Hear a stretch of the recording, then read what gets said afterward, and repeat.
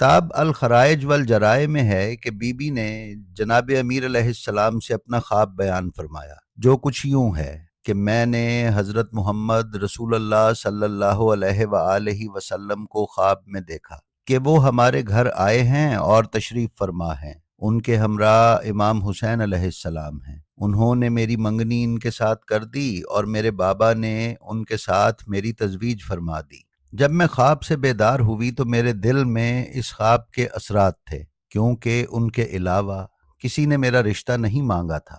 جب دوسری رات ہوئی تو میں نے خواب میں حضرت فاطمہ بنت محمد سلام اللہ علیہا کو دیکھا۔ وہ میرے پاس تشریف لائیں اور مجھے اسلام کی دعوت دی۔ میں نے اسلام قبول کر لیا۔ پھر فرمایا، مسلمانوں کو غلبہ حاصل ہوگا اور تم عنقریب میرے بیٹے حسین کے پاس صحیح و سالم پہنچ جاؤ گی اور کوئی بھی تمہیں مس تک نہیں کر سکے گا۔